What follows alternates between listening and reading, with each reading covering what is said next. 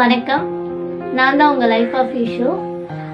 எதுக்காக இந்த own voice அப்படி பார்த்தீங்கன்னா, என் லைஃப்பில் என்ன ரொம்ப பாதித்த விஷயங்கள், நான் ரொம்ப ஹர்ட்டான சிச்சுவேஷன்ஸ், நான் ரொம்ப ஹாப்பியாக இருந்த சிச்சுவேஷன்ஸ், அந்த ஃபீலிங்ஸை என்னால் அப்போ எக்ஸ்ப்ரெஸ் பண்ண முடியலன்னா நான் உட்காந்து கிறுக்குவேன்.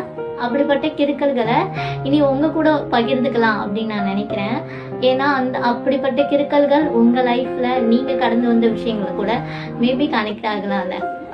அதில் இன்னைக்கு நம்ம முதல்ல எதை பற்றி பார்க்க போகிறோம்னா, எல்லார் லைஃப்லேயும் இப்படி ஒருத்தர் இருந்திருப்பாங்க. அவங்க எங்கேருந்து வந்தாங்கன்னே தெரியாது, அவங்க கூட எப்படி க்ளோஸ் ஆனோன்னே நமக்கே தெரியாது. யோசிச்சு பார்த்தா எப்படிரா இவங்க கூட க்ளோஸ் ஆனோம் அப்படி இருக்கும். அதே மாதிரி அவங்க நம்ம ரொம்ப கஷ்டப்படுமே தான் வந்திருப்பாங்க. நம்ம ரொம்ப சேடாக இருக்குமே, இது யாராவது நம்ம லைஃப்ல இப்போ நம்ம கூட இருந்தால் நல்லா இருக்கும்ல அப்படின்னு நினைக்கிறப்பதான் வந்திருப்பாங்க.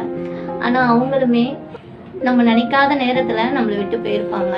எப்படி வந்தாங்கன்னு தெரியாதோ அதே மாதிரி போனதும் தெரியாது. அப்படி என் லைஃப்பை விட்டு போன சில பேருக்காக நான் எழுதின கிறுக்கல்களை இன்னைக்கு உங்ககிட்ட பகிர்ந்துக்கிறேன். வெறுமையாக இருக்கும் வானத்தில் வரும் வானவில் போலதான் சிலரின் வருகையும்.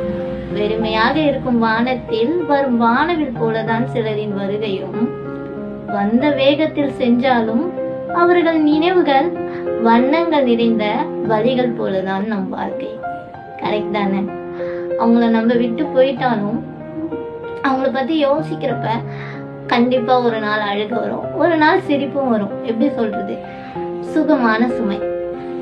அப்படி உங்களை கடந்து போன, நீங்க கடந்து வந்த ஒருத்தவங்களை பத்தி நீங்க இன்னும் நினைச்சுக்கிட்டே இருக்கீங்க அப்படின்னா எஸ்ன்னு கமெண்ட்ல சொல்லிட்டு, இன்னும் நிறைய கிறுக்கல்களோடு உளறல்களோடு அடுத்த ஒரு வீடியோஸ்ல நாங்க உங்களை சந்திக்கிறேன். பாய்.